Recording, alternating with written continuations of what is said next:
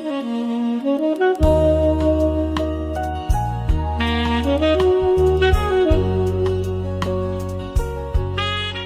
ይስጥልን ክቡራትና ክቡራን የፕሮግራማችን ተከታታዮች፣ ይህ ታሪክን ለባለ ታሪኩ በሚል መሪ ቃል በፕሮጀክት አሎሚ ማለትም በእስራኤል የኢትዮጵያውያን ብሔራዊ ፕሮጀክት ፖድካስት እየተዘጋጀ የሚቀርብላችሁ ፕሮግራም ነው።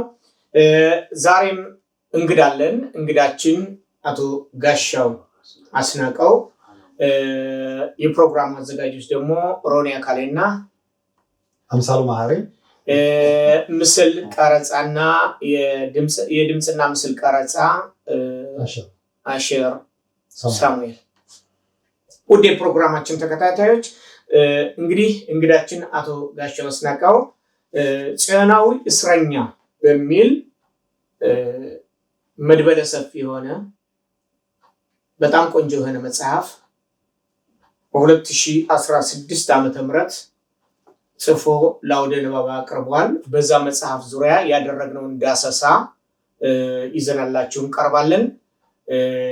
እንኳን ደህና መጣህ ጋሻው። እንኳን ደህና ቆያችሁ። እስቲ እንግዲህ ጋሻው አስናቀው ማን ነው?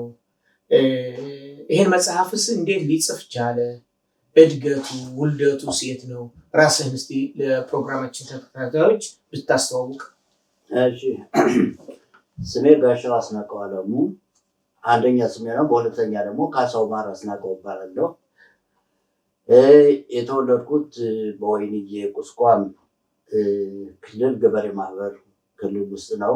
በጥንቱ በጌምድርና ሰሜን ጠቅላይ ግዛት በጎንደር ዙሪያ አውራጃ በጎንደር ክፍለ ሀገር በጎንደር ዙሪያ አውራጃ በጠዳ ወረዳ እንዲሁም በወይንዬ ቁስቋም ቀበሌ ገበሬ ማህበር ነው የተወለድኩት።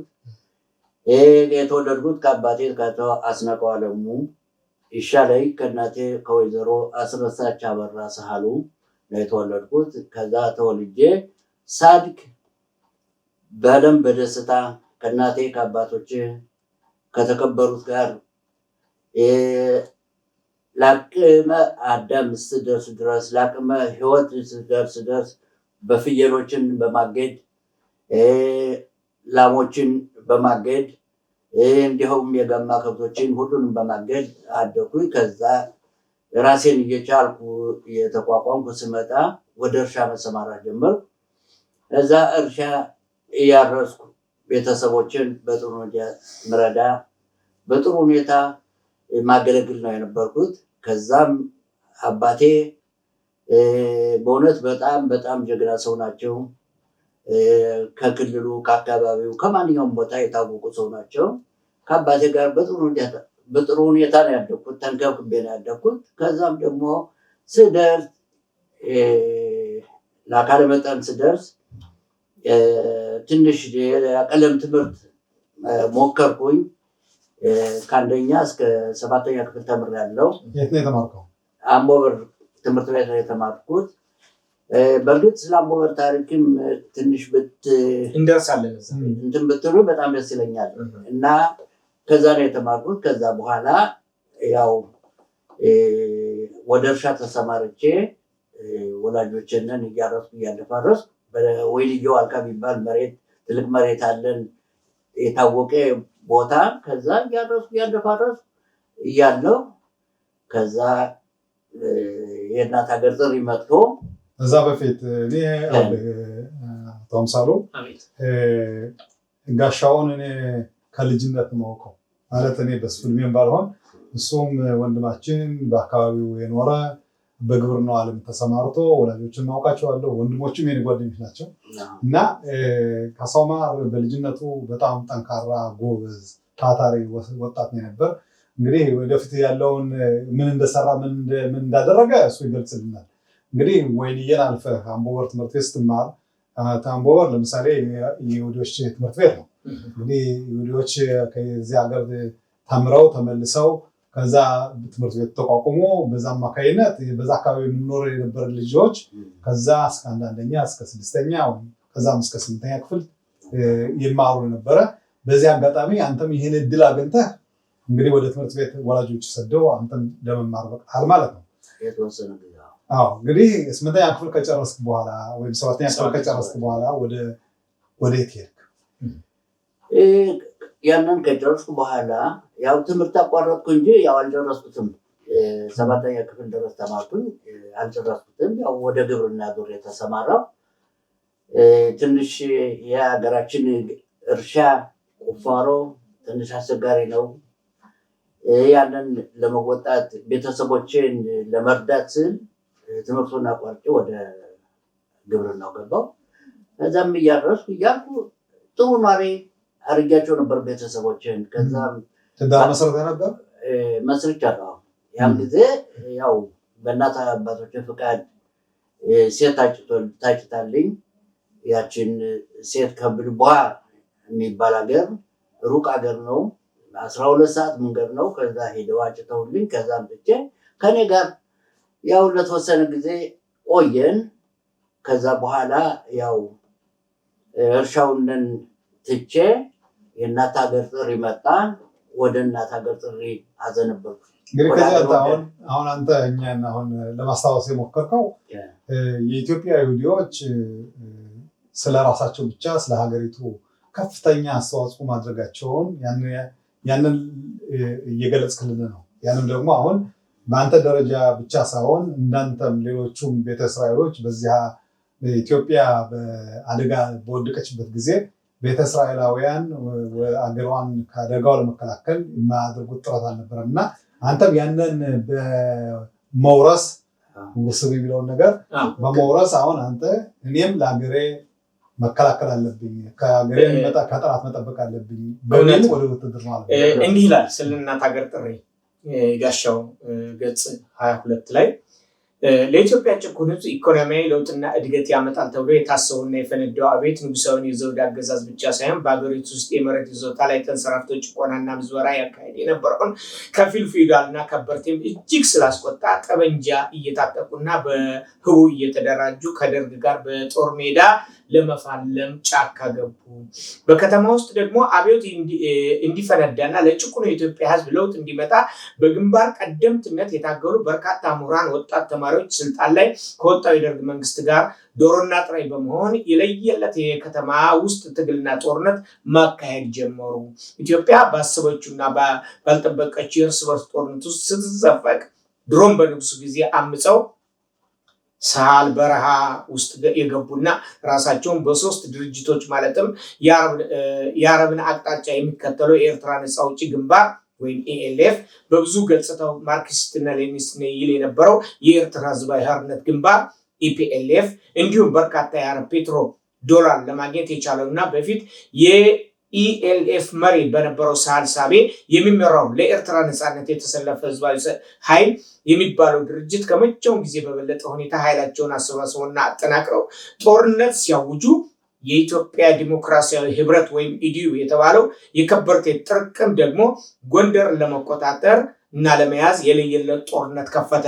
በዛን ጊዜ ነው እንግዲህ የኢትዮጵያ የደርጉ ሊቀመንበር የነበሩት ሌተና ኮሎኔል መንግስቱ ኃይለማርያም የእናት ሀገር ጥሪ ያወጁትና ያን የጥሪ አዋጅ ተከትሎ እርሳስና እስክሪብቶውን ደብተሩን ጥሎ ሞፈርና ቀንበሩን ሰቅሎ ወደ ማሰልጠኛ ጣቢያ በመግባት ሰልጥኖ እናት ሀገሩን ከውስጥ ቦርቧሪ ከውጭ ወራሪ ለማስጣል አቶ ጋሻው በሚሊሻ ወታደርነት ዘመተ። የት ሰለጠንክ? የት ዘመትክ? ጥሩ እንግዲህ የት ሰለጠንክ የት ብለው ያው ታጠቅቷል ፈርነ ሰለጠንኩ። በስንት ዓመተ ምህረት? በ1970 መጀመሪያ።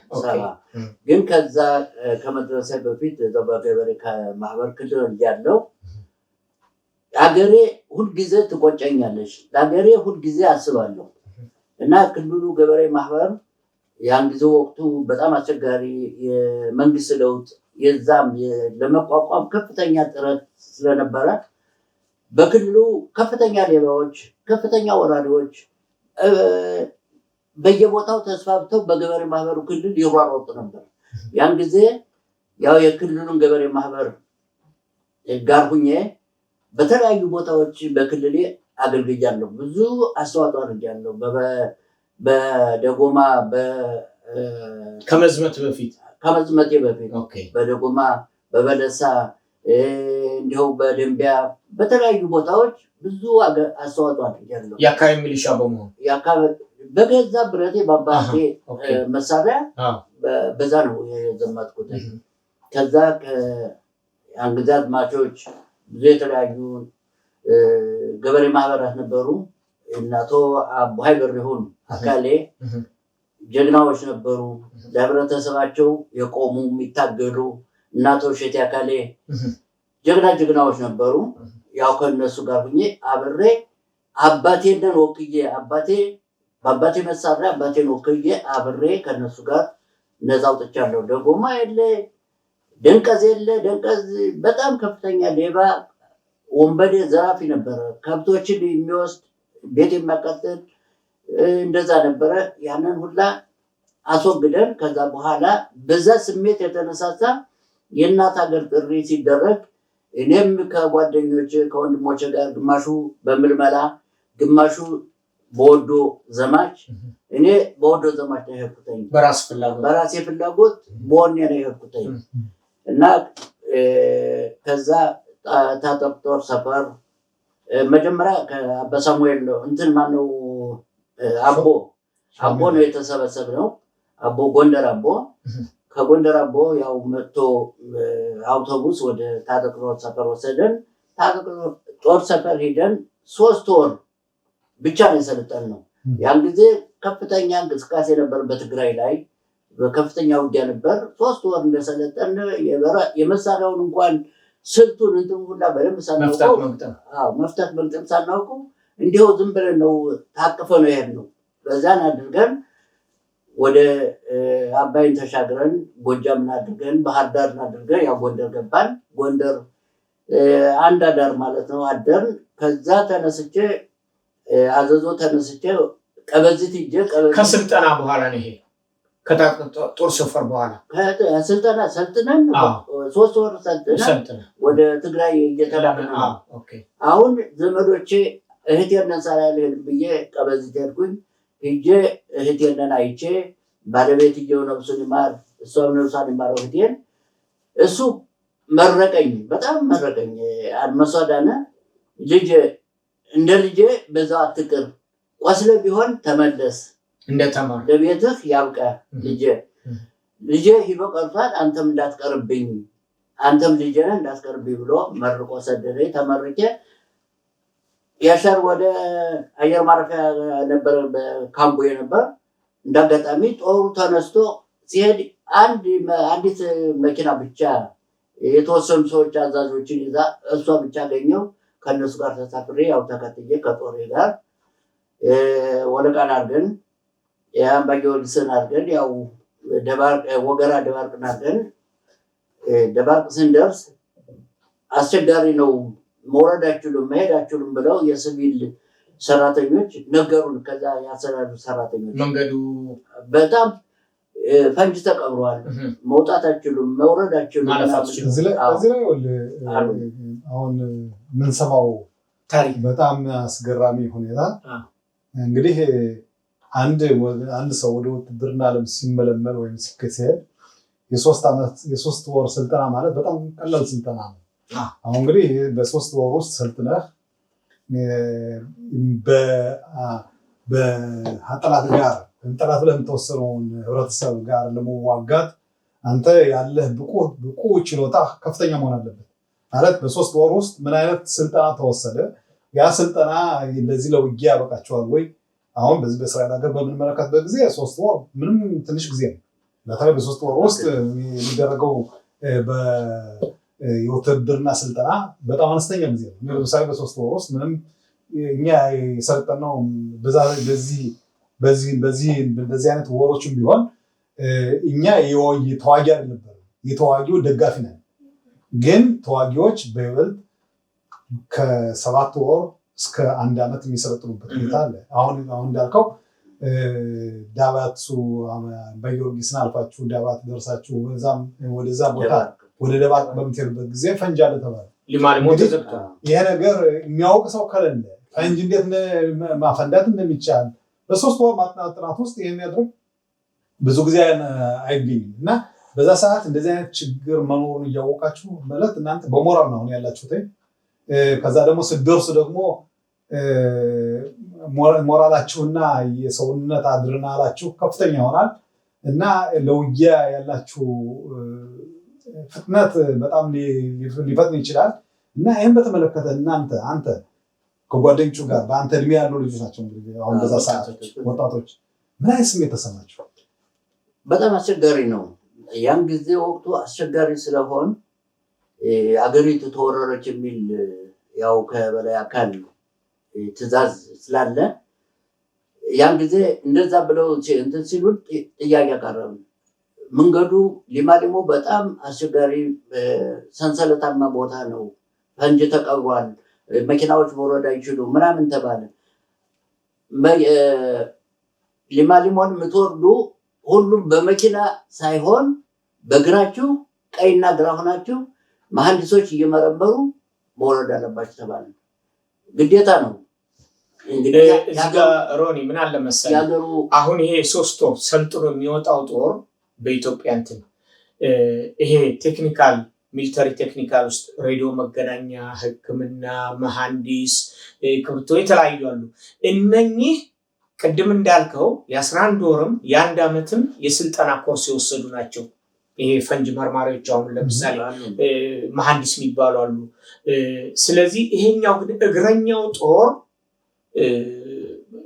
በንጉሱ ጊዜ አስታውሳለሁ 6 ወር ምናምን ነበር። አሁን ግን ያው ጋሻው እንደሚለው አገር ተወረረች፣ በምስራቅም በሰሜንም በምዕራብም በውስጥም ያን ለመከላከል የ3 ወር ገረፍ ይሰጥና ሌላውን ወታደራዊ እንትኑን በውጊያ ሂደት ላይ ነው የምትማረው። የሞተው እየሞተ የቆሰለው እየቆሰለ ወደዛ እንገባለን። ነገር ግን ክቡራትና ክቡራን አድማጮቻችን ተመልካቾቻችን ኢትዮጵያ የመላው ጥቁር አፍሪካ የነፃነት ተምሳሌ ተደርጋ የምትወሳበት መሰረታዊ ምስጢር የልጆቿ ብርታት፣ የዓላማ ጽናትና መስዋዕትነት ነው። እኛም የቤተ እስራኤል ልጆች ለአያሌ ዘመናት በአገሪቱ ስንኖር ለሀገራችን በደስታ ከሚሰጠው በሀገር ፍቅር ከሚቃጠሉ ለነፃነታቸውና ለክብራቸው ከማይደራደሩ ጀግና ኩሩ የሀገሪቱ ዜጎች መካከል አንዱ እንደነበር በዚሁ አጋጣሚ ለመናገር እፈልጋለሁ። ምክንያቱም እንዳንድ የጦር ሜዳ ተዋጊ ወታደር ምሽግ ውስጥ ገብተን ተዋግተናል ለኢትዮጵያ። እንዳንድ ቆራጥ ብልህና ታታሪ የጦር መኮንን በከፍተኛ በመስመራዊ መኮንነትም ተሰልፈን ኢትዮጵያን ከውጭ ወራሪ ከውስጥ ቦርቧሪ የምትድንበትን አቅጣጫ ሁሉ አመላክተናል።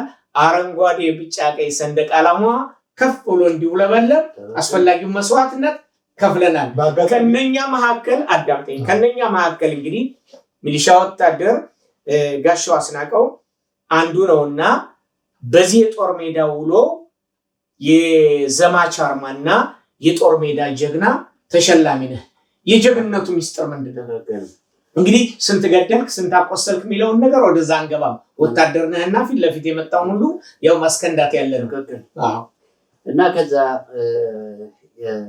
ከደባርቅ አንስተን ወደዛ ሊማሊሞን በምንወርደው ሰዓት ያው መሐንዲሶች በአንካሴ እየመረመሩ እያወጡ ጦሩ የተወሰነ ጦር በግር የተወሰነ ጦር ደግሞ ያው በዚህ ትልቅ መኪና አለ፣ ይሄ ምንድነው ግልጽ መኪና አለ፣ በሱ ቀስ እያለ ይሄዳል። ያው አንድ ቀን ማለት ነው የወረድነው። ያንን ለመውረድ አንድ ቀን ሙሉ ማለት ነው የጨረሰብን።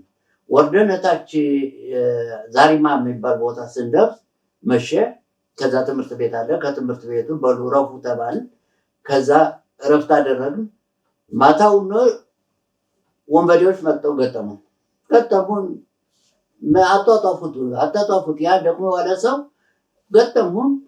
እኛም የቻለውን ያህል እነሱም የቻሉትን ያህል ታገን። ከዛ ብዙ የነሱ አለቀ፣ የኛ ግን ምንም የሞተ የለም። ምንም የሞተ አፍሎ የቆሰለም የለም። በበነገታው ያው ጎበዞች ናቸው። አስከሬን ምናምን አይጥሉም። እንዴት አድርገው እንደሚወስዱት አይታወቅም። እየጎተቱ ይውሰዱት ይሸከሙት በምን እንደሚወስድ መኪና የላቸውም እነሱ። እያንዳንዱ እንትን አለው። ይሄ ማነው ተከታይ አለው እያንዳንዱ። አንድ ተዋጊ ከሆነ 2 ተከታይ አለው። ያንዱ ሲሞት ወይም ሲቆስል ያኛው ያነሳል አላቸው። እንደሱ አድርገው ይዘው ሄዱ።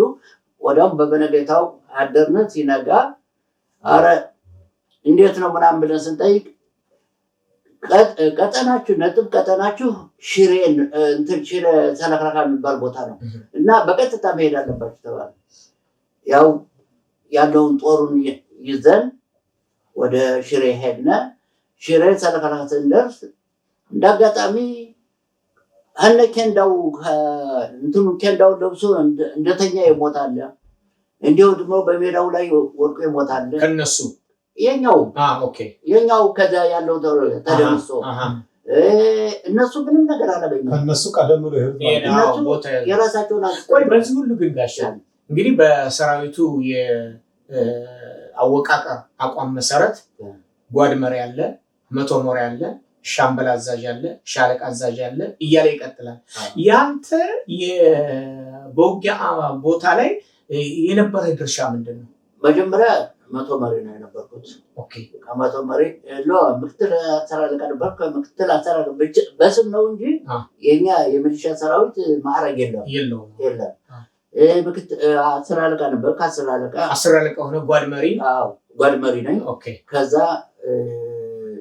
እንትን ነው መቶ መሪ ሆንኩ። መቶ መሪው እንትን ስለሆነ ደካማ ስለሆነ የሱን ያስኩት። ከዛ በኋላ ሽሬ ገብተን ሰለከላ ገብተን ቦታውን ከተቆጣጠርን ካልን በኋላ ያው የሻምበሉን ጦር እኔ ነው ማንቀሳቀስ። ሻምበል አዛዥ ሆንኩ። እዚህ ላይ እንግዲህ ሮኒ ጓድ መሪ ማለት 9 ሰዎችን ነው ከራሱ ጋር የሚመራው በኢትዮጵያ የሰራዊት አቋም መሰረት። መቶ መሪ ማለት ከራሱ ጋር ወደ 27 እና 28 ሰዎችን ነው። በዛ ውስጥ መተሬ ተኳሽ፣ ባዙቃ ተኳሽ የሚባል አለ። እንግዲህ ሻምበል አዛዥ መሆን ማለት 104 ሰው 108 ሰው የሚመራ ማለት ነው አንድ ሻምበል። ከዛ በኋላ የሻለቃ አቋም ነው። ሻለቃ አቋም እንግዲህ ወደ 500 400 ሰው እና 300 ሰው ሊሆን ይችላል። ቀጥል። እሺ ሻምበል አዛዥ ከዚህ ላይ ከመቀጠላችን በፊት ምናልባት ማስታወቂያ ብንገባ። ማስታወቂያችን ጊዜ ክቡራትና ክቡራን ተመልካቾቻችን ፕሮግራማችን እንደቀጠለ ነው። ይህም ፕሮግራማችን እና ሌሎችንም ፕሮግራሞቻችን ለመከታተልና ቀድሞ እንዲደርሷችሁ አስፈላጊውን ማለትም ላይክ፣ ሼር እና ሰብስክራይብ በማድረግ ለሌሎችም እንዲደርስ እንድታደርጉ እና ቤተሰብ እንድንሆን እንጠይቃለን። አመሰግናለሁ። ወደ ፕሮግራማችን። እንግዲህ ጋሻው ከዛ ቦታ ደረስክ። ከአሁን በፊት አይተው የማታውቀው ነገር ነው ያየህ። ሰዎች ሲሞቱ በየቦታው ወድቀው ስታያቸው ምን አይነት ስሜት ተሰማ? በእርግጥ ከዛ እንደዛ ተሸፍነው እንትን ብለው ሳያቸው ለጊዜው ያስደነግጣል። እንደዚህ እንዴት ተሸፋፍነው እንዴት እንትን ይላሉ ምናምን። እንግዲህ እነሱ ከሸፋፍነው የሞቱት ማታ ሲመሽ እንደተኙ ደርሰው እንትን የመቷቸው ናቸው፣ የተመቱ ናቸው። ከዛው እንትን ያሉ እነዛ በምሽግ ላይ በዛ የነበሩ ግን ያው ከምሽጉ ተንጋል ይወደቋሉ፣ በፊታቸው የተደቋሉ፣ በጎናቸው ይወደቋሉ።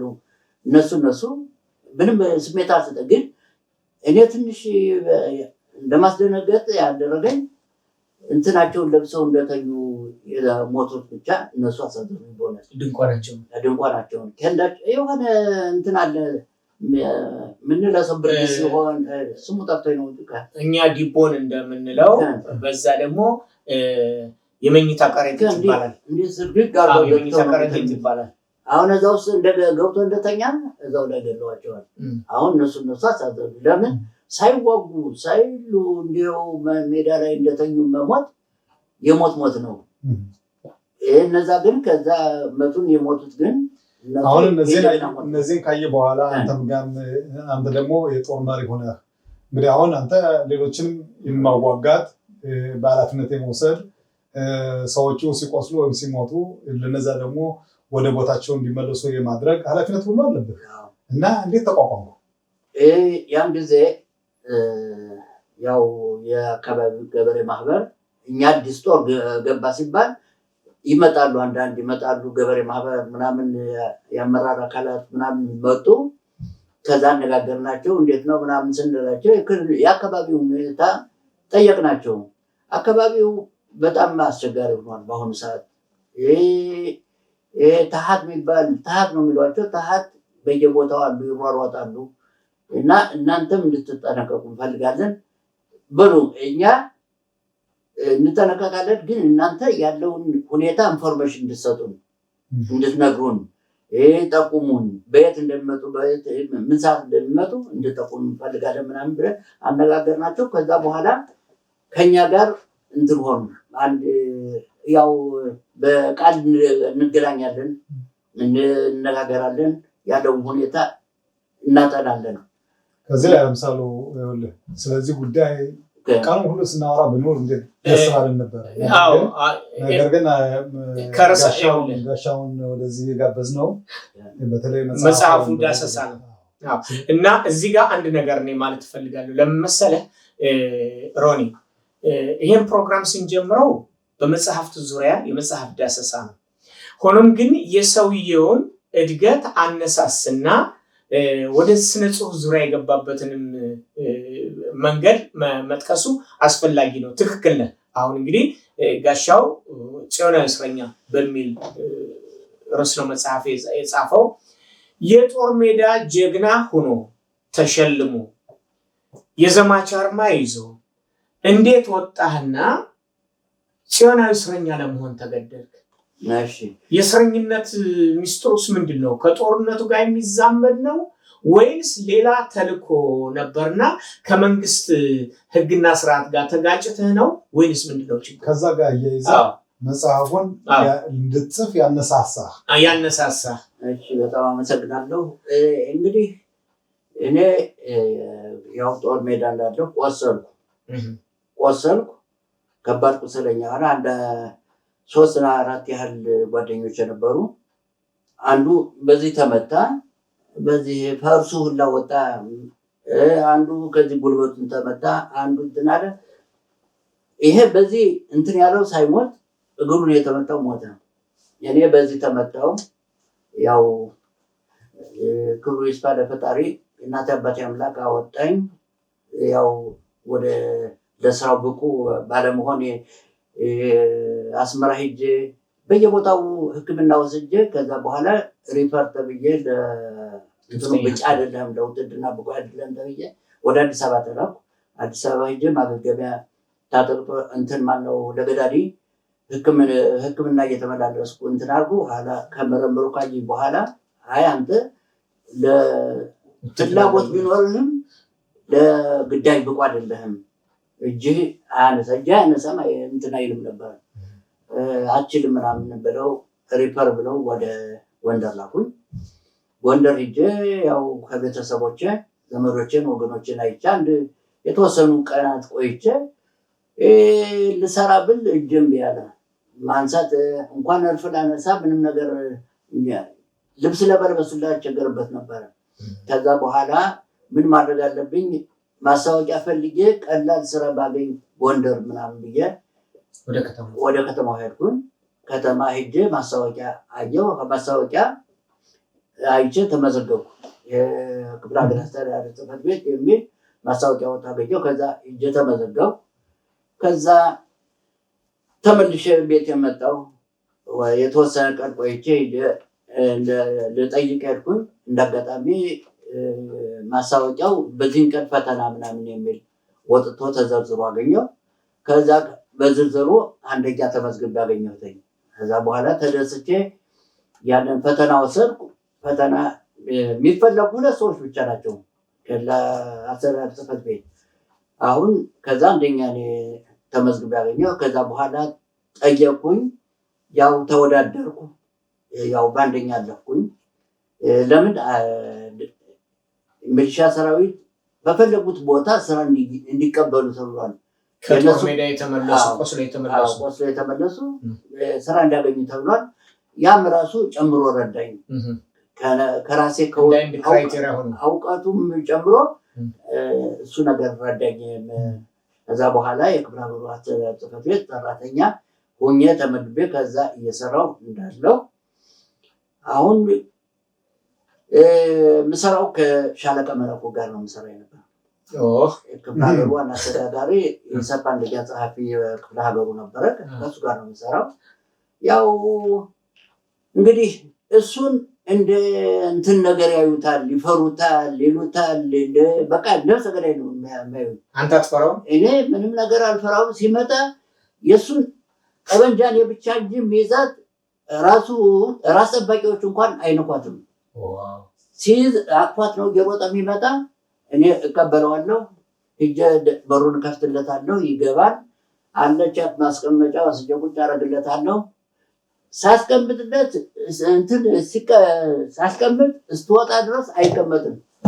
ቁሞ ነው እንዲህ ነው የሚጠብቀኝ። እዚህ ላይ ጋሻው አሁን ላይ እሳቸው ሰውዬ የይሁዲነት የቤተ እስራኤል መዘር አለባቸው ይባላል። ምናልባት አንተን ቤተ እስራኤል ነኝ ብለህ ነግረሃቸው ምናልባት ሙሉ እንትን ሰጥተው ይሆን? ምናልባት እኔ አልነገርም፣ ያለኝን እንትኔን አልነገርም። ከዛ ጽሕፈት ቤት ፈላሻ ነኝ ቤተ እስራኤል ነኝ ምናምን ብዬ አልነገርም። ያው ወሎዬ ነኝ ነው የምላቸው። አባቴ ወሎዬ ናቸው፣ ወሎዬ ነኝ ምናምን ነው የምላቸው እንጂ ፈላሻ ዘር ነኝ እንደዚህ ነኝ። እሳቸውም አንድ ቀን የፈላሻ ዝርኛት አለው ምናምን ብለው ሲናገሩ ሰምቻለሁ፣ አላውቅም። እና ከዛ ያው አንዳንድ ሁኔታዎችን በዛው እየተከታተልኩ እኛ ቤተሰቦቻችን ጆይንት ምናምን የሚባል መስሪያ ቤት ነበረ። ኦርት ጆይንት ምናምን የሚባል ነበረ። ያን ጊዜ እሱ በነበረ ጊዜ የዘር የማዳበሪያ ብዙ ነገር ከብት በሬ ላም በሬ ሁላ ይገዙላቸው ነበር፣ ይሰጧቸው ነበር። አሁን ያን ጊዜ ያው የተቀብለው የወሰዱ ሰዎች ሁሉም ወስዷል ማለት ይቻላል። የኛ ወይዬ ወግሎ እስከ ጠዳ እስከ አምቦበር ማነው እስከ ዳዋ ዳሞት ሁሉም ፈጠር ሁሉም ወስደዋል፣ ተቀብለዋል እንዳቅማቸው። አሁን ያንን ገንዘብ ወረዳ አስተዳዳሪውና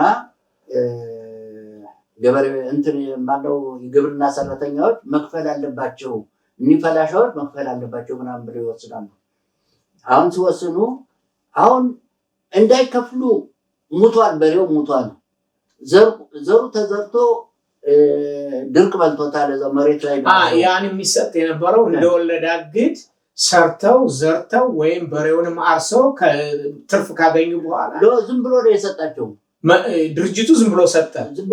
የአካባቢው ባለስልጣናት ግን ወረዳውና ግብርና እንዲከፍሉ መመለስ አለባቸው ምናምን ብሎ ወሰነባቸው። ከዛ በኋላ የሚበሉት ሲያጡ የሚመልሱት ሲያጡ ሄደው ጠዳ የተወሰኑ ሰዎች አቤቱታ አቀረቡ፣ አሰሯቸው። አሁን በሆነ ነገር እንትን ብለው ተፈትተው ወደኛ መጡ፣ ከኛ መስሪያ ቤት መጡ። መሆናችሁ ነው ምናምን ስላቸው እኔ ማውቃቸው ነው ግን እንደማላውቃቸው ነው ማነጋገራቸው። የወዴት ናችሁ መሆናችሁ ነው ምናምን ስላቸው እንደዚህ አድርጎን ጠዳ ወረዳ ማን ነበር የጠዳ ወረዳ ዛኔ? ንብረት አንተ ነው። አሁን እንደዛ አሉ። በሉ አሁን አፍጋን ውጡና ገበሬ ማህበሩን አጠራቅሙና ኑ እኔ ከዚህ ከጓድ መላኩ ጋር ነው የምሰራው፣ እኔ እነግራቸዋለሁ። አረ እንዲህ ያለ ነገር አለ ምናምን ብያላቸዋለሁ ምናምን ብዬ ነገርኳቸው። እነማን ናቸው? መላኩ ተካ፣ ምርኩዝ ወርቄ፣ አወቀው ግደለም ሌሎችም ይኖራሉ። እነለማለልኝ እነዛ ሁላሉ። አሁን እነሱን ነገርኳቸው። እንዳልኳቸው ባልኳቸው ጊዜ ያን ሁላ ሰው ጠቅላላ አሁን የጠራሁትን አካባቢ ጠርተው ገበሬ ማህበር መጡ። ሁሉም ያ ሁላ ሴቱ ወንዱ መጣ። አሁን ብቅ ብዬ ሳይ መጠው እኔ አውቃለሁ እንደሚመጡ አውቃለሁ። አሁን መጥተው የዩኒያኑ ስር የፎቁን ስር ጥልቅልቅ አደረጉታል። ያው ይጮሃሉ ግን ይሄዳሉ። አሁን ገባሁና ጓድ መላኩ አረሲ ብቅ ብለው በሱ ይዩተኝ ምን እንደሆነ አላወኩም። ይዩት ምናምን አልኳቸው። ወጣ ብቅ ብሎ ሲያይ አንድ ያው ጥልቅልቅ ወጥቷል። ወለሩ ሁላ በውጭ መኪና መቆሚያ ሁላ መኪናው ሁላ ሊሰቀሉበት ቀርበዋል። ምንድነው አለ። እኔ አላወኩም ጌታዬ ማውቀው ነገር የለኝም ምናምን። እስኪና ጠይቃቸው ነው። ወርጄ አሁን እኔ አውቃቸዋለሁ ሰዎችን ምንድነው ምናምን ጠየቋቸው። አረ ጌታዬ እንደዚህ ብለን ይኸው ይህን ክፈሉ ተብለን እንደዚህ ተብለን አሁን በሉ ኮሚቴ እንትን አድርጉና የተወሰናችሁ ሰው ምረጡና ትገባላችሁ ምናምን አልኳቸው። አሁን ያው እነዛው ማውቃቸው ሰዎች እነሱ ልጅ ገብቻ እነዚህው መጥተዋል ምናምን አልኳቸው። ለመላኩ ተፈራ ያው አጅሬ መቼም ሽክም ቁልቁል ነው የሚያይ ያያቸዋል። ሆናችሁ ነው አለ። አረ እንዲህ ነው እንደዚህ ነው ሆነ የመጡ ምናምን አልኩተኝ። ከዛ በኋላ ከአሁን ሰዓት ጀምሮ ወደ የቤታችሁ ሂዱ እኔ እጨርሰዋለሁ ምናምን አለ። አረ ጌታዬ ያስሩናል፣ ነገ ብንሄድ ያስሩናል፣ ደብዳቤ ይስጡን ምናምን በሉ ብያቸዋለሁ። ስሙ አሁን አረ ይስጡን ደብዳቤ እኔ እነግረዋለሁ፣ እኔ እደውልለታለሁ። ኧረ ያስሩናል ምናምን ግብርናና ወረዳው ያስረናል ምናምን አሉ። ከዛ በኋላ መልዕክት ተላለፈላቸው። ያን ገንዘብም እንዳይከፈል ተወሰነ። አንድ ያለን ሰራው። ከዛ እሳቸው ወደ ኢሰፓ ሲሄዱ ኢሰፓ እና አስተዳደር እንትኑ የተለያየ ነው፣ ጽሕፈት ቤቱ የተለያየ ነው። አሁን አስተዳደርም ኢሰፓንም ይዘው ነበር ሁለቱን። አሁን አጠቃለው ኢሰፓን ይዘው ወደ ኢሰፓው ጽሕፈት ቤት ሲሄዱ እኔ ወደ ጎንደር አውራጃ ተመደብኩ። ከዛ አስለቀቁኝ ጎንደር አውራጃ። አሁን እዛ እየሰራው እያልኩ እንዳለው አሁን የሆኑ ሰዎች አረ እንዲህ ተሰቃየን ምናምን ሲበዙ ማላውቃቸው መስዬ ያንን ነገር አስፈጽምላቸዋለሁ። አሁን አንተ የምትለን አሁን በዚህ አሁን እንደምትነግረን ከሆነ አንተ በዛ አካባቢ ለምታውቃቸው በግብርና ዓለም በነበርክበት ጊዜ በአካባቢው በተወልደህ ባደግክበት አካባቢ በስጋም ዝምድና ሊሆን ይችላል ለኢትዮጵያ ይሁዲዎች ያበረከትኩት ሙያ ወይም አስተዋጽኦ ይሄ ነው የምትለን አሁን እኮ ያመጣሁልህ እና ከዛ ያንን እየሰራሁ ያለው ያው እንደዛ እየረዳሁ እንዳለው አሁን ይሄ ማነው ወደ ሱዳን ወደ እስራኤል ለማምጣት ያው ሌት የለቀን የለ እኛን ሰው እናንተም አብራችሁ የነበራችሁበት ነው። ያው የህዱ እየከዱ እንትን እያሉ ይጠፋሉ። አሁን መንገድ ላይ ይያዛሉ። መንገድ ላይ ተይዘው ሲመለሱ ሲያመጧቸው ወስደው አንደኛ ፖሊስ ሁለተኛ ፖሊስ ያስገቧቸዋል። ሂጄ ከመላኩ ጋር መስራትን ያውቃሉ፣ መስሪያ ቤቱ ያውቃሉ። አሁን ሂጄ ለምንድን ነው እንደዚህ የታሰሩ ድሃዎች ገበሬዎች ለምን ታሰሩ ለምን ይታሰራሉ ምናምን ብዬ በግል አነጋግራቸዋለሁ። አሁን ያን ጊዜ እንደዚህ እየኮበለሉ አገራቸውን ይሸጡ ምናምን አገራቸውን ይሸጡ አይደለም ገበሬ ማህበር እያሳቀቃቸው ነው እንጂ አገራቸውን ጥለው ለማሄድ ፈልገው አይደለም ምናምን ነው። ከዛ በኋላ እሺ ጌታ እንለቃቸዋለን ወዲያው ይለቀቃሉ። ለገበሬ ማህበር ደግሞ እልካለሁ ቤታቸው ንብረታቸው እንዲሰጧቸው ከቦታቸው እንዲቀመጡ ሄደው ይቀበጡ ነው። ወዲያው በሳልስቱ በዛ ተመልሰው ይሄዳሉ። አሁን ወደ ለጽዮናዊ እስረኝነት ያበቃህ ምንድን ነው? እንግዲህ ሁሉ አስተዋጽኦ ሌሎችን ማስተዋጽኦ ለማህበረሰብ አድርገሃል። ምንድን ነው ሚስጥሩ እስረኛ እንድትሆን ያደረገ?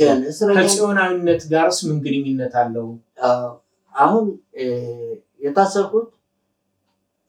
የታሰሩትን ያስፈታል። ከገበሬ ማህበር እንትን እያለ እየተመታጠሩ እንዲሄዱ ያደርጋል። ምናምን ብለው አድርገሃል? ያን አድርገው በምን መልኩ? ለምሳሌ ወደ ጉዞ ወደ ሱዳን በሚሄዱበት ጊዜ በምን መልኩ ረዳ? በሩ ጠባቂዎች እኔ በእኛ ስር ያሉ ናቸው። በአውራጃ ስር ያሉ ኬላ ላይ ያሉ በክፍለ ሀገር እንትን ደረጃ ነው ያሉት። አሁን በሩ እንደሚዘጋ መቼ እንደሚከፈት አውቀዋለሁ። ማን በጥበቃ ላይ እንደተሰማራ እኔ እጽፋለሁ። ጽፌ ያው ለአለቃ ያቀርባለሁ። እሱ ይወስዳል። እንደገና ደግሞ በቴሌፎን ደግሞ የሚጠበቁ ቦታዎች ዛሬ ነገ ይነገራል። ምንድን ነው የምትጽፈው? ይለፍ ነው ይለፍ አይደለም። ሰዎቹ እንዴት ለምን ይኮበልላሉ? እንዴት መያዝ አለባቸው?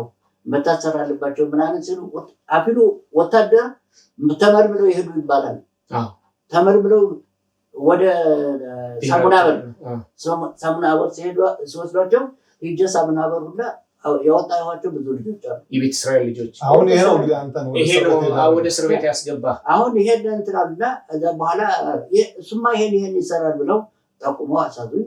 በዛ ታሰብ ያው ኦኬ እንዲህ ይላል ሮኒ። ኦፊር ያለ ተገርቤ ልመጣ ነው ወደዛ። እንግዲህ ጽዮናዊ እስረኛ ጠበንጃና ሽጉጥ ተደግኖብኝ እግረሙቅ ገብቶብኝ በሰንሰለት እጄ ታስሮ በሰደፍ ጀርባዬ እየተደለቀና እየተገፋሁ ከቢሮዬ ስወጣ አብሮኝ ይሰሩ የነበሩ የስራ ባልደረቦቼ በመደናገጥና በመረበሽ አእምሮ በቅርብ ርቀት ይመለከቱኝ ጀመር። በቁጥጥር ስር ከዋሉኝ 4 የደህንነት አባላት መካከል አንደኛው በእጁ የጨበጣትን ቁራጭ ወረቀት ደጋግሞ በመክፈት ይመለከትና ጭንቅላቱን እየነቀነቀና ከንፈሩን እየነከሰ በአይኑ ወቅቶ ይመለከተኛል። ከዚያም ጋሻው ሲል አንባረቀብኝና አንተ ፈላሻዎችን ወደ ሱዳን ታስኮበልላለህ፣ በጉዞ ላይ እንዳሉ ማለትም መንገድ ላይ የተያዙትን ደግሞ ስልጣንና መንግስት የጣለብህን አደራ ወደ ጎን በመተው በየእስር ቤቱ እየሄድክ ታስፈታቸዋለህ። ለብሔራዊ ውትድርና አገልግሎት የተመለመሉትንና ለእናት ሀገራቸው ሊዘምቱ በራሳቸው ተነሳሽነት የተዘጋጁትን ወጣቶች የማህበረሰቡን ተወላጆች በተለይም ውትድርና ማሰልጠኛ ጣቢያ ድረስ በመሄድ የጦር መኮንኖችና የውትድርና አገልግሎት አሰልጣኞችን አሳምነህ ፈላሻ የሆኑትን ወጣቶች ብቻ አስፈልገ በማስወጣት አሁንም ወደ ሱዳን ትሸኛለህ። አረ ለመሆኑ ይህን ሁሉ የረቀቀ ተግባር እንድትፈጽም ያሰማራ ማን ነው? አንተ የሲአይኤ ቅጥረኛ፣ አሁን የእጀ መዳፍ ውስጥ ገብተሃል፣ አሳይሃለሁ እያለ ከንፈሩን ነክሶ ጭንቅላቱን ከላይ ወደታች እየነቀነቀ ጥርሱን ሲያንጋጭብኝ የሚሰማው ድምፅ አንድ ያሰበው የበቀል እርምጃ እንዳለ ለመገመት ጊዜ አልወሰደብኝም ነበር። ምን ያህል ጊዜ ታሰርክ ጋሻው? ብዙም አይደለም፣ ብዙም ነው። 8 ወር ከ9 ቀን ታሰርኩት። ብዙ ነው። 8 ወር ከ9 ቀን ታስሬ ያው ዱላው ምኑ እንግዲህ እናቱ ትቁጠረው። ያው ብዙ ጊዜ ለመሄድ ለመራመድ ዳ ያስቸግር ነበር። ያን ጊዜ እግር ነው እንግዲህ አንተ አሁን እንግዲህ አንድ ጊዜ እግሮችና እጆች ታስረው ከባላና ባላ በዚህና በዚህ በሆነ ማካሃል ላይ ተንጠልጥለህ እንደገና ደግሞ እግሮችን ወደ ላይ አድርገው ራስህን ወደ ታች አድርገው እንደገና እጅህና በዚህ በመጽሐፍ ላይ በመጀመሪያ አስቀምጠዋል። እንግዲህ ያንተ ያየውን ያለፍከውን ታሪክ መሰለኝ እንግዲህ ከዚህ ላይ በስዕል መልክ ያስቀምጠው እና እኔም ደግሞ ምናልባት እንደዚህ አይነት ሰዎች እንዳንተ የደረሰባቸው ሰዎችም ብዙዎች ስላሉ ከይሁዶችም ማውቃቸው ስላሉ ከአሁን በፊትም የዚህ አይነት ከፍተኛ ድብደባና ብዙ ተሳልቆ የደረሰባቸው ሰዎችም ስለምናውቅ በአንተ በዚህ ጽዮናዊ እስረኛ ብለህ በጻፍከው መጽሐፍ ምናልባት እነሱም ተጋሪ ሊሆኑ ይችል ይሆናል። ምናልባት የዚህ ላይ የጻፍካቸው ነገሮች በሙሉ ለእነሱ የደረሰ ስለሆነ ምናልባት የሁለታችሁ የነዛም ያንተም በአንድ ላይ ይሄ ጽዮናዊነት በኢትዮጵያ ይሁዳዊነት በዛ ምክንያት በመታሰራችሁና በመደብደባችሁ ምናልባት የሁላችሁም የጋራ የሆነ እንትን ይኖራቸዋል። ሮኒ እኛ ቅድም በመጀመሪያ ላይ እንደተናገርከው ጋሻውን ወደዚህ መድረክ የጋበዝነው መጽሐፉን በመጽሐፉ እንጂ ምን ሰርተው ታወቁ በሚል ፕሮግራም ተከታዩን ይሄን የመጽሐፍት ዳሰሳ ከጨረስን በኋላ በርካታ በእድሜ መግፋትም በጤና ማጣትም በደረሰባቸው በደል ዱላ በየእስር ቤቱ በአዲስ አበባ በጎንደር በተለያዩ ቦታዎች ብዙ ወንድሞቻችን ብዙ አባቶቻችን የአካል ጉዳት የደረሰባቸው ቤቱ ይቁጠረው እኔ ባልሳሳት ወደ 2600 ይሁን 2800 አካባቢ ነው እንግዲህ ጽዮናዊ እስረኛ የሚል ያለው። ስለዚህ ለወደፊት ከነሱ ቢሆን እነሱን ያሳለፉትን ለማህበረሰባቸው በጉዞ ሂደት ላይ ያደረጉትን አስተዋጽኦ እንደዚህ እያቀረብን ክሬዲት ልንሰጣቸው ይገባል፣ እውቅና ልንሰጣቸው ይገባል። ምክንያቱም የቤተ እስራኤል የጉዞ ሂደት በአየርም በለው በየብስም በለው በባህርም በለው የጉዞ ሂደቱ አልጋ ባልጋ አልነበረም። ብዙ መከራ የተከፈለበት ነው። ብዙ ስቃይ የተከፈለበት ነው። ትውልዱ አሁን አዲሱ ትውልድ ይሄን ሁሉ ስቃይ ያውቃል ወይ? አያውቅም። እንዲያውቅ ማድረግ አለብን። ይሄን የተከበረ ዓላማ ይሄን የህይወት መስዋዕትነት የከፈሉ ወንድሞቻችን ስራቸው፣ አገልግሎታቸው መታወቅ አለበት እና ጋሻውን እኛ እንግዲህ ወደዚህ መድረክ የጠራ ነው መጽሐፉን በመጽሐፉ ብቻ ነው እንጂ ከጋሻውም የበለጠ ከሱም የበለጠ እኔም አውቃቸዋለሁ ከጀርባቸው እስከ ታች ድረስ ብረት ተሸክመው የሚሄዱ ማለትም የወገብ ስብራት፣ የእግር ስብራት የደረሰባቸው ብዙዎች አሉ። አሁን እንግዲህ እድሜያቸው እየገፋ ሲሄድ ከቅዝቃዜ ሲመጣ ያ ብረት ይቀዘቅዛል፣ ሙቀት ሲሆን ያ ብረት በሰውነታቸው ላይ የከፈሉት መስዋዕትነት በጣም ከባድ ነው። እኛ ዛሬ ላለንበት ደረጃ የደረስነው አሁን ላለንበት ደረጃ የደረሰው እነኚህ ወንድሞቻችን እነኚህ አባቶቻችን በከፈሉት የህይወት መስዋዕትነት ነው። ትክክል ነህ። አሁን አብዛኛው እነዚህም ቢሆን ልጅ ጋሻው ወይም እኔ እንደማውቅ ከሰው ማር የተለያዩ የምስክር ወረቀቶችን ተቀብለሃል። እስኪ ከተቀበልካቸው የምስክር ወረቀቶች ዋናው የጀግና ሜዳይ ነው እንግዲህ እና በዛ በሰራዊቱ ቤት ውስጥ ባገለገልክበት ጊዜ በእርግጥ ይሄ የጦር ሜዳ ኒሻል የሚለው እዚህ እንትን የሚደረገው ማንም ያገኘው ነው የዘመተ ሁሉ የጦር ሜዳ ጀግና ቅድም ነግሬያለሁ። ለማግኘት ግን ካንተ በላይ በነበሩ አዋጊዎች የተመሰከረ መሆን አለበት። ካንተ በአንተ ሻምበል አዛዥ ከሆንክ እንግዲህ ሻለቃ አዛዡ፣ ብርጌድ አዛዡ፣ ክፍለ ጦር አዛዡ፣ እዝ አዛዡ እነኚህ ሁሉ የፖለቲካ ኃላፊው የደህንነት ምናምኑ ብዙ ነው እንግዲህ በሰራዊቱ ቤት የነበረው እንትን ቀላል አይደለም። እነኚህ ሁሉ ያጸደቁት ነው እና በዛ ውስጥ ይሄን ካገኘው ሌላ ምንድነው ያገኘሃቸው? የምስጋና ወረቀት፣ ሽልማት ምናምን? ሽልማት ይሄ ነው የሮኒ ጥያቄ። እንግዲህ ሽልማት ያው ቅድም እንዳልኩት የጎንደር ዙሪያ ወረዳ ያው አምቦበርን ዙሪያ መንደር ስለ መስረታ አስተባባሪ ካድሬ ተመድቤ አሰርቻለሁ። ያው ቅድም እንዳልነው አምቦበር፣ ወይንዬ፣ ወግሎ፣ ጨባጋ፣ ሰላምሌ፣ ወሰንጌ፣ አርናጅግ፣ ማራ አርናጅግ የኔ ክፍል አይደለም የዛን የክልሌን የአምቦበርን ዙሪያ ነው ያሰራው። እሱን አሰርቼ ያው የአምቦበር ቀበሌ፣ የወይንዬ ቁስቋም፣ የውዛባ ማርያም፣ የደንቀዝ፣ የአይባ፣ የዳዋ አቡነ አረጋዊ፣ የዳሞት ጊዮርጊስ፣ የማጫ፣ የፈንጠር፣ የጉልቶች፣ የጠዳ ይሄ ገንዘቡንን ወስደው እንዲመለስ ያደረኩ አሁን ጋሻው እንደሚለው በዛ ሰዓት እንደዚህ አይነት ስልጣን ቢኖረው ኑሮ እኔ እሱን አሁን ለምሳሌ እሱ መጽሐፉን በመጽሐፉ ወይ ደግሞ እንደዚህ አይነት ነገሮችን በማስታወሱ እኔ ማስታወሰው አንድ ነገር ሌላ ለየት ያለ ነገር አለ። ይሄ ደግሞ ለምሳሌ ወንድሙ እናት ሀገር ጥሪ በተደረገበት ጊዜ ዘምቶ ሳይመለስ የቀረ ነው። ነፍሱ ይማረው በኢትዮጵያ አቆጣጠር በ1971 አደራጀው እና በዛ ዘምቶ እንዲሁ አዳራሹ እንኳን ሳይታወቅ የቀረ አድራሻው የት እንደወደቀ ነገር ለሀገሪቱ እንደተሰዋ የማውቀው ነገር ስላለ ነው። ምናልባት በዚህ አጋጣሚ ሳልጠቅሰው ባልፍ ትንሽ ሊወቅሰኝ ይችላል የሚል እንትን ስላለ እሱ መሞቱን አይተው ደግሞ ልጁንም ገደሉት። እዛው ወደ ጎንደር ወፍጮ ሊያስፈጭ ሲሄድ መገጭ ላይ ነው መገጭ ነው እኔ ያን ውትድርና ነው የነበር እዛ ገደሉት። ያው ሞቶ ቀረ። ማን ነው ስሙ? ጎዳዳው አደራጀው ይባላል። አባቱ አደራጀው አስናቀው እና ይሄን እንግዲህ እዚህ ጋር አንድ ነገር እኔ አሁን ምገባዋለ እንግዲህ ወደ ጽዮናዊ እስረኝነት ከገባን ቅድም እንደተናገርነው በርካታ ወንድሞቻችን እህቶቻችን ብዙ መስዋዕትነት የከፈላሉ። አሁን እንግዲህ ወደሱ ጥያቄ ከመግባቴ በፊት አንድ ነገር ልበል።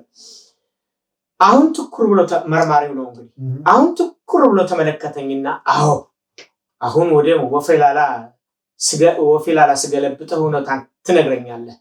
አልቆልሃል። ከአንተ ጋር ሆነው እንዲህ እንዳንተ ሰውን በገንዘብ የሚያስኮበልሉትንም ታወጣለህ። በቃ ከዚህ በኋላ አንድም ነገር ሳትደብቅ ትናገራለህ። መርማሪ ነው እንግዲህ የሚለው ደህንነቱ።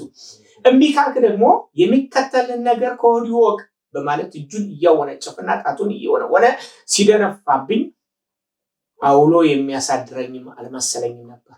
እጅና እግሬን እንደታሰርኩ ወደ ማዕከላዊ ምርመራ ተወሰድኩና አስፈላጊውን ቃለ መጠይቅ ካቀረቡልኝ በኋላ በተለምዶ አጠራር ባታ ተብሎ ወደሚጠራው ወህኒ ቤት ወስደው ከዚህ በኋላ እስረኛ ነህ ብለው ለግቢው ዘበኞች አስረክበው ሄዱና እኔም በህይወቴ ለመጀመሪያ ጊዜ ጎንደር ወህኒ ቤት ተጣልኩ። ጎንደር ወህኒ ቤት ስትገባ የኛስ ሌሎች የቤተ እስራኤል ሰዎች እንዲህ እንዳንተ እስረኞችን አግኝተ ነበር? የመነጋገር ስድሉ ገጥሞ ነበረ? እነማንንስ ታስታውሳለህ? ከዛ ውስጥ ለማነጋገር እና በብርሃን ከበብርሃን ጎረቤት ደግሞ ብርሃኑ ማን እንደሚባል የዛው ሰላም ሰው ነው። እነሱን አግኝቻለሁ። ከዛም ሌሎችን አግኝቻለሁ። ኋላ ምርመራውን ከጨረስኩ ካልኩ በኋላ እንግዲህ ባታ ወህኒ ቤት ሁለት እንትን ያለው ሁለት ደረጃ ነው ያለው። አንደኛ የፖለቲካ እስረኛ ነው። ሁለተኛው የህግ እስረኛ ነው። የህግ እስረኛ ያው ዝም ብሎ ሜዳ ነው፣ በረት ነው፣ ዝም ብሎ ከዛ እንደርባቸው ነው። ፖለቲካ እስረኛ ግን ያው ለ5 ሰው ለ6 ለ7 ሰው ትንሽ ሀደር ነገርና ከዛች ውስጥ ነው የምንዘጋው። አሁን እኔ ፖለቲካ እስረኛ ነኝ። አሁን እዛ ፖለቲከኛ እስረኛ ሆኜ ምርመራዬን ስጨርስ ትንሽ ሳገግም የዛ የፖለቲካ እስረኞች ኃላፊ መደቡ። ከዛ ዶሴዎችን ሳገላበጥ ስል እስር ቤት ውስጥ ስል ፎቶግራፋቸው የአንቦበር ሰው የመምህራን እንደ ጨዋ እንትኖች ሁላ እዛ ተደርድረው አዝኜ ተንቀጥቅጬ ዋው ይህን ካየሁ ነገ ሊገሉኛል ምናምን የሚል ብዙ ነገር አደረብኝ እና የዘመዶቻችን ፎቶግራፍ በሆነ እንትን አስቀምጠው ያንን ሁላ እየፈዘርኩ እንትን እያልኩ ሳይ ነበረ። አሁን እንግዲህ እና ሁለት ነው እንትኑ። እኔ ባታ በተለይ ፖለቲካ እስረኞች እና የህግ እስረኞች ማለት ከተለያዩ ቦታ እንዲሁም የህግ እስረኛ ስንል የሰረቁ ምን ያሉ የተለያዩ ነገሮች የተፈረደባቸው ብዙ ሰዎች ናቸው እዛው የሚገቡ የተፈረደባቸው እና በዛ እንውጣና አሁን እንግዲህ ባታ ነበርክ፣ እዛ ወጣህ ወደ እስራኤል ሀገር በየትኛው መንገድ ነው የመጣህ? ወደ እስራኤል ሀገር ጉዞ ከመጀመር በፊት በምን እንዴት ወጣህ? ፍርድ አገኘህ ወይንስ ምህረት ነው ያገኘህ? እንደዛ ተመርምሬ ያን ሁላ መከራ እንትን ሁላ ከ8 ወር በኋላ አንድ እንትን አሰጠኋቸው። ያው እንግዲህ ወገን የለኝ ዘመድ የለኝ ብሞትም አሁን ነኝ። በእርግጥ ልጅ አለችኝ፣ ልጆች አሉኝ፣ ሁለት ያህል ብሞት ምንም ችግር የለም ምናምን ብዬ እንትን ብዬ ተስፋዬን ቆርጬ ሳለ ያው እንዳጋጣሚ እምነት አልሰጠኋቸውም አሉ እምነት አልሰጠኋቸው። ከዛ በኋላ አረመኔ ፈላሻ አረመኔ ካይላ እየተባልኩኝ ዝም ብዬ እዛ ቆየሁ። 8 ወር ከ9 ቀን ያችን ጠጥቼ ከዛ በኋላ ተፈትቼ ተመልሼ ስራ የገባሁ። ለምን አላመንኩም፣ አላረኩም ብዬ አላመንኩም። ምንም ማስረጃ አላገኙብኝም፣ አላመንኩም። በቃ ከዛ በኋላ ተመልሼ ገባሁ። አሁን ከዛ እየሰራሁ እንዳለው ያው አውራጃ ነው ያለሁት። አውራጃ አስተዳደር ጽሕፈት ቤት ነው። ከዛ ያው ስራዬን ጀመርኩኝ። እንዲሁ ደግሞ ያችሁን ስራዬን ደግሞ አልተውም፣ ውስጥ ለውስጥ አልተውም። የሆነ ደብዳቤ የምጽፍ እኔ ስለሆን ማዘጋጅ እኔ ስለሆን ያሉትን ነገሮችና ምስጢሮችን እኔ ነው የማውቃቸው። ከኔ ውጭ ሌላ ሰው ጸሐፊ ማንም እንትን አይልም። አውራጃ አስተዳዳሪ እኔን ያምነኛል። ለኔ ነው እንዴት ጓደኞች እንዴት ተቀበሉ? እነዛ ከአሁን በፊት እስር ቤት ስገባ ደስ ያላቸው አሁን እስር ቤት ወጥተህ ከዛ ቦታ እንዴት ተቀበሉ?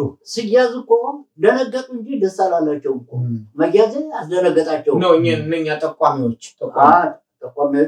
እነማን እንደሆኑ አላወቋቸውም። ማን ይጠቁም አላወቋቸውም። እንግዲህ አሁን በስራ ላይ ከሆንክ በኋላ ከእስር ቤት ወጥተህ እንደገና ስራው ቦታ ላይ ከተቀበሉና በስራ ቦታ የስራ ገበታ ላይ ከተመለስ ያን አገልግሎትህን ቀጠልክ? ይሄ ወገን የመርዳቱን? አዎ ኦኬ፣ ስራዬን ቀጠልኩኝ። አሁን በዛ በኋላ ወንድሜ ከዚህ አበበትን የታናሽ ወይ ወደዛ ልንመጣ ነው። ጉዞ ወደ ቅድስት ሀገር ልንመጣ ነው እና መላው ቤተሰቤ እንደማንኛውም የቤተ እስራኤል ማህበረሰብ አባል በረሃውና እልህ አስጨራሹን የአርማጭሆና የሱዳንን በረሃ በእግር ተጉዞ እስራኤል ሀገር ገብተው ህይወታቸውን በመልካም ሁኔታ እየመሩ እንደሆነ በሚስጥራዊ ዘዴም ሆነ በግልጽ ሰማለሁ። የወገኖቼ ህልምና ራዕይ ሆኖ ኢየሩሳሌም እንደደረሱ ሁሉ እኔም አንድ ቀን የዚህ መልካም ዕድል ተቋዳሽ እንደመሆን በልቤ ተስፋን ሰንቄ እንደተቀመጥኩ ወደ ቅድስት እስራኤል ለመግባት እንደ በርካታ ወገኖቼ የቀኑ የፀሐይ ሐሩር እያቃጠለኝና የሌሊቱ ቁር እያስቸገረኝ ከዘራፊ ጫካ ወንበዴዎች ጋር እየተፋለምኩ በእግሩ በመጓዝ ወይም ሚስጥራዊ በሆነ ዘዴ ህጋዊ ፓስፖርት አውጥቼ በአዲስ አበባ በኩል በአውሮፕላን መብረር የሚሉ ሁለት መሰረተ አማራጮች ለራሴ ነደፍኩ። በዚህ የጉዞ ንድፍና ዓላማ ውስጥ ገብቼ ከራሴ ጋር ስሟገት የበረሃው ጉዞ ለኔ ከጥቅሙ ይልቅ ጉዳቱ አመዝኖ ስለታየና በአጋጣሚ መንገድ ላይ ብያዝ ደግሞ በህይወቴ ላይ ሊደርስ የሚችለውን አደጋ ግምት ውስጥ በማስገባት ሀሳቤን ቀየርኩና በአዲስ አበባ በኩል እንዴት መውጣት እንደምችል በጥልቀትና በስፋት ሁኔታውን ተከታተልኩና ከባለቤቴ ጋር በጋራ መክረን በአዲስ አበባ በኩል በሚለው ሀሳብ ጸናሁ። ያ ጽናት በአዲስ አበባ በኩል ወደ እስራኤል ሀገር ገባ። በአዲስ አበባ ያው ወንድሜ ከዚህ ሆኖ ላከልኝ ፓስፖርት እንትን ምንድነው ዶኩሜንት ላከልኝ። ከዛ በኋላ ከዛ ልወጣ ስል ያው የነበረው መሳሪያ ሁለት አንድ ፎርቲ አንድ ክላሽ ታጣፊ ክላሽ የሚፎርቲም ለእንትን ለገጠር ሰወጣ ታጣፊ ክላሽ ደግሞ በከተማው እንትን ስል በዚህ ውስጥ አድርጌ ይዛት መሄደው አለ ሁለት መሳሪያ። አሁን ምን አመካኘው እህቴ አዲስ አበባ አለች። አሁን ወደ ካናዳ ልትሄድ ስለሆነ አልጣሽ ሳቀው እህቴ ታላቀቴ አሁን እሷ የምትረዳኝ እሷ ስለሆነች እኔ እሷን መሸኘት አለብኝ፣ ሸኝቼ መምጣት አለብኝ። ግን ዶክመንቱን ተቀብያለሁ፣ ወንድሜ ልኮልኝ ተቀብያለሁ። አሁን እንደዛ አመካኘውና ጠየቁት አውራጃ አስተዳዳሪ ነው። አሁን እንዳጋጣሚ ይቅርታ እሱ ወደ አዲስ አበባ መጥቷል። አሁን ከዛ በጽህፈት ቤቱን ጠየቁኝ። ጽህፈት ቤቱ ምክትሉ ጠየቁኝ። አሁን ምክትሉ ሂደህ አዲስ አበባ እንደደረስክ ወደ ሰፋ እንድታገኛቸው እና መሄድ አለብን። ማናቸው መሄድ ትችላለህ።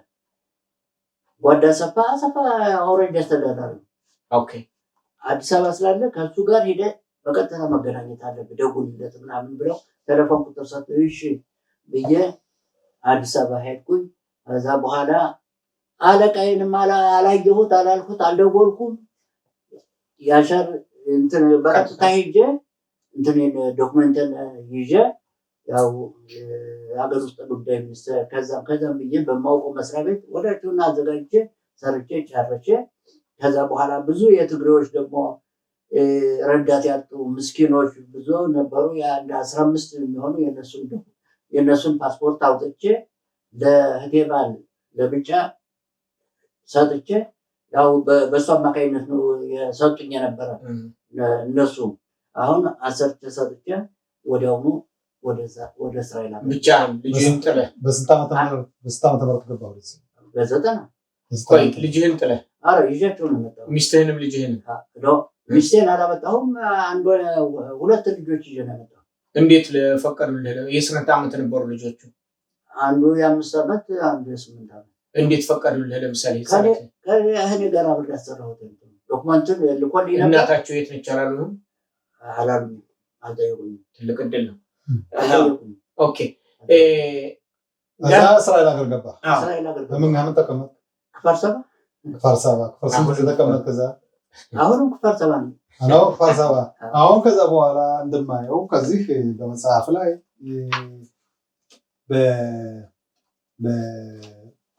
በፖለቲካው ዓለም ሳይሆን በትምህርቱ ዓለም ሳይሆን በጸጥታ አስከባሪነትም ከዚህ ሀገር እንደመጣ በዛ የተቀላቀልክ መሰለኝ። ከመጽሐፍ ላይ እንደማየው አንተ ፖሊስ ነበር። አዎ እንዴት ገባ? ፖሊስ የገባሁት ቋሚ ፖሊስ ሳይሆን ያው የሀገር ፍቅር አለኝ። ስፈጠር ጀምሮ በበጎ አድራጎት የሀገር ፍቅር አለኝ። አሁን የሀገር ፍቅር ስላለኝ ምሽማራ ይዝራሂ ምናምን ይባላል። ከዛ ምሽማራ ይዝራሂ ገባሁ። አሁን ከዛ አብሬ እየሰራሁ ናጌዴቷን ይዤ አብሬ ስዞር አድራለሁ፣ ስዞር አመሻለሁ። ኋላ የአምሳ አለቃ ማዕረግ ሰጡኝ።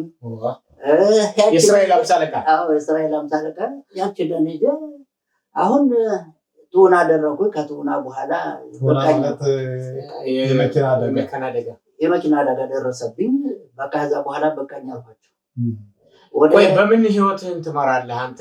በበጎ አድራጎት የምታገለግል ልጆች አሉ፣ ሚስት አለ፣ ትዳር አለ፣ ወጣት ነህ። ምሽት ነው የምሰራው ከእነሱ ጋር በትርፍ ሰዓት ነው። ቀኑን ሌላ ስራ ትሰራለህ? ቀኑን ቋሚ ስራ አለኝ።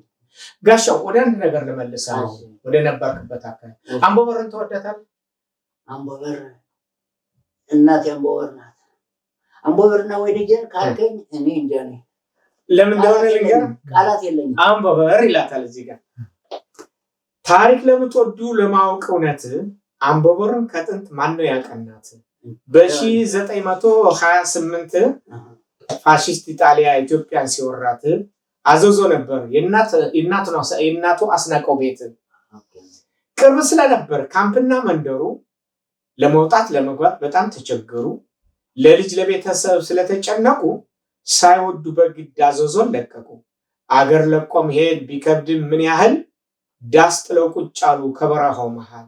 ውሃውን ሲቀምሱት ጨው ስለነበር ስሟን በመሰየም አሏት አምቦበር። በእነሱ ላይ ነበር የታወቀ አገሩ ስማቸው ተጽፎ ለታሪክ ይኖሩ። አቶ በላይ መልኩ አስናቀው አለሙ አምቦበርን መንጥረው አገሩን ያለሙ። በዚያ ጭንቅ ዘመን ሳይሆን እንዳሁኑ አብሯቸው ነበረ ለዊ ብርሃኑ። እነዚህ ሶስቱ የመጀመሪያ ናቸው መጠጊያ የሆኑ ለወገን ለህዝባቸው። በታሪክ ማህደር ተጽፏል ስማቸው። አምቦበር ተምሯል ብዙ ወገናቸው። አረገነት ይጉ አፈሩ ይቅለላቸው። አምቦበር ሲቋቋም ታሪክ እንዲህ ነው እንዳትሳሳቱ በደንብ ነግረውናል ጀግኖቹ ሳይሞቱ ይላል። እንግዲህ ለዊ ብርሃኑ የጋሽ ዚምና አባት ነው። ጋሽ ዚምና ያልተዘመረለት ያልተነገረለት ጀግና ወንድማችን ነው። ክቡራትና ክቡራን በእውነት ነው የምለው ወንድሞቻችን መዘንጋት የለብንም። አስፈላጊውን ክብር መስጠት አለብን። በጣም ነው እኔ ደስ የሚለኝ። ከዛ በኋላ እንግዲህ አሁን ያለህበት ሁኔታስ እንዴት ነው? ቆስለሃል፣ ጉዳት ደርሶብሃል። ከዚህም ደግሞ ካራክስ ይሄ መኪና አደጋ ደርሶብሃል። ይሄ ሁሉ እንግዲህ በእድሜ መግፋትም በደረሰብህም ሁኔታ እንዴት ነህ አንተ? አሁን ግን ሲያዩ አንድ የሆነ አንበሳ ደህና ነኝ። ክብርስ ፈጣሪ አባስናቀው ያጠጡ ወተት ነው። ከዛ ከአባቶቻችን ከአባቴ ከአስናቀው አለሙ ከአባ በላይ መልኩ ከዚምና ብርሃኑ አባ ብርሃኑ አምቦበርን ሲመሰርቱ በወይንዬ ቁስቋም ዙሪያ አባ አካሌ በሩ ናቸው። አካሌ ብሩ ወይንዬ ነው የመሰረቱ። በብሎ ደግሞ ብሎን የመሰረቱ አቶ አበራ ሳህሉ የሚባሉ አባት ናቸው። አያቴ ናቸው። እነዚህ ናቸው። ያንን አካባቢ የውዛባን አላውቅም፣ ዛኔ ያህል ልጅ ስለሆንኩ አላውቅም። ግን የወይንዬን በታሪክ አባካሌ አውቃለሁ፣ ሰማለሁ። የሰራምሌ ለዊ ብርሃኑ የአምቦበር አስናቀው አለሙ በላይ መልኩ ይሄንን አውቃለሁ። እና የእነሱ ታሪክም እንዲደበቅብኝ እንዲሸፈንብኝ አልፈልግም። እነሱም እንዲታወቁልኝ ይፈልጋሉ። አባቶቻችን ቅድመ አያቶቻችን ናቸው። እና አበራ ሳህሉ ኦግሎ አባካሌ ወይንዬ የውዛጋውን ለወደ መቼም ይባላል አባል እነዚህ ግን ያው ራይት የሚደረግበት ነው። አሁን ባለትዳር ነህ? ልጆች አሉ? የልጅ ልጆች?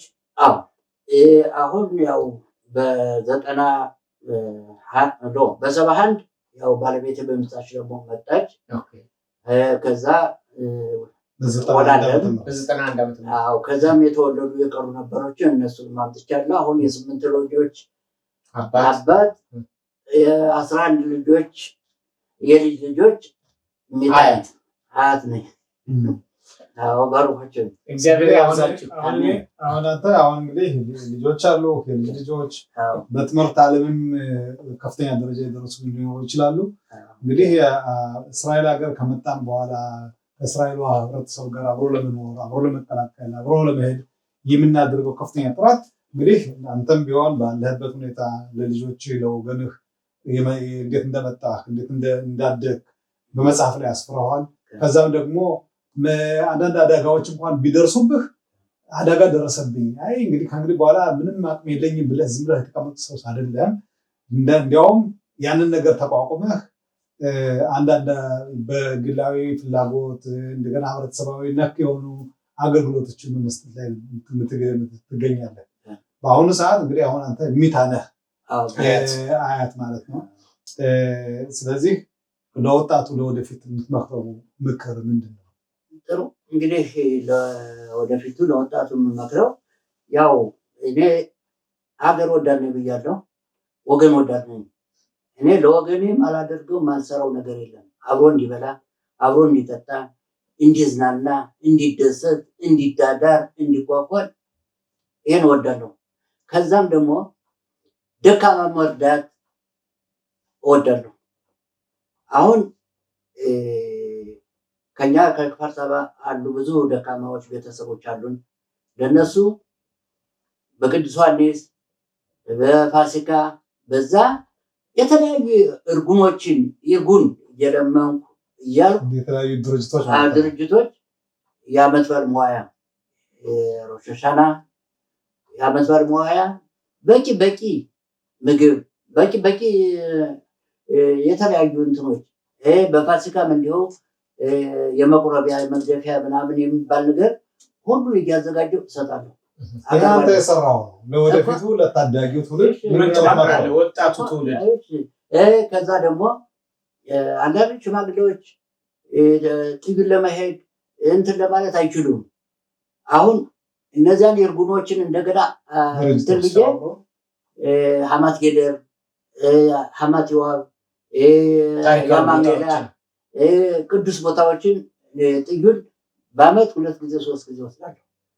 ከዛ ደግሞ ለህፃናቶች ደግሞ ለወጣቶች ደግሞ በበጋ ወራት ደግሞ ጋና ህይወት የሚባል አይደል የእንስሳቶች ቦታ ብርሃ ምናምን የውሃ መዋኛ ቦታ 3 ጊዜ 4 ጊዜ ወስዳለሁ።